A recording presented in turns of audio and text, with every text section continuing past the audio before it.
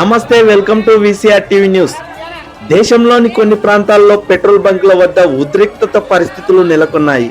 Petrol కొరత వస్తుందనే పుకార్లతో ప్రజలు భారీగా బంకులకు చేరుకోవడంతో అక్కడ తోపులాటలు, వాగ్వాదాలు చోటు చేసుకుంటున్నాయి. అంటే ఎప్పటి నుంచి ఉంది ఇది? ఎంతసేపు అవుతుంది? మీరు వెయిటింగ్ చేయబట్టి పెట్రోల్ బంక్ దగ్గర ఆయన అక్కడ బంద్ అయిపోయింది, పెట్రోల్ అయిపోయింది. మళ్ళీ ఇక్కడ వచ్చిన ఈడ కూడా దొరుకుతా లేదో డౌటే ఉంది. ఎక్కడ స్టాక్ లేదా? స్టాక్ ఇక్కడ ఈ ఏరియాలో అయితే 2 పెట్రోల్ బంక్లు అది ఫుల్ అయిపోయింది. ఇప్పుడు ఇక్కడ అంటే ఈ పరిస్థితి రావడానికి కారణం ఏంటంటారు? నిన్న మోడీ గారు చెప్పడం వల్ల ఇదైంది. ఏమని చెప్పిండు? మళ్ళీ పాండమిక్ టైప్ సిచ్యువేషన్ రావచ్చు, రెడీగా ఉండదని చెప్పారు. కానీ అందుకే అవసరం లేకున్నా పెట్రోల్ పోసుకుంటారు. అవసరం లేకుండా కూడా వస్తురా?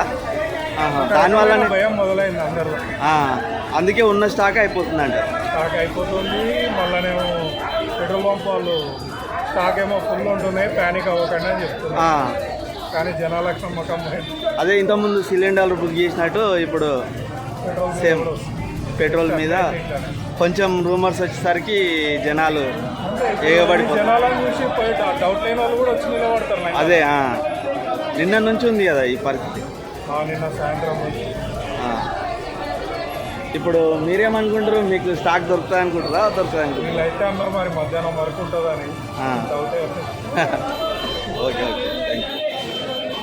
పెట్రోల్ అందకపోతుందనే భయంతో చాలా మంది ముందుగానే ఇంధనం నిల్వ చేసుకోవడానికి ప్రయత్నిస్తున్నారు. దీంతో కొన్ని బంకుల వద్ద కిలోమీటర్ల పొడవున క్యూలు కనిపిస్తున్నాయి. ఈ పరిస్థితి కొన్ని చోట్ల ఉద్రిక్తతకు దారితీసింది. అయితే అధికారులు మాత్రం ప్రజలకు భరోసా ఇస్తూ దేశంలో పెట్రోల్ కొరత లేదని స్పష్టం చేస్తున్నారు. పుకార్లను నమ్మవద్దని, అవసరమైనంత మాత్రమే ఇంధనం తీసుకోవాలని సూచిస్తున్నారు. పోలీసులు కొన్ని ప్రాంతాల్లో బందోబస్తు ఏర్పాటు చేసి పరిస్థితిని అదుపులోకి తీసుకురావడానికి చర్యలు చేపట్టారు. పరిస్థితి క్రమంగా సాధారణ స్థితికి వస్తుందని అధికారులు తెలిపారు. పెట్రోల్ కొరతపై పుకార్లతోనే ఈ ఉద్రిక్త పరిస్థితి ఏర్పడినట్లు తెలుస్తోంది. ప్రజలు అప్రమత్తంగా ఉండాలని అధికారులు సూచిస్తున్నారు.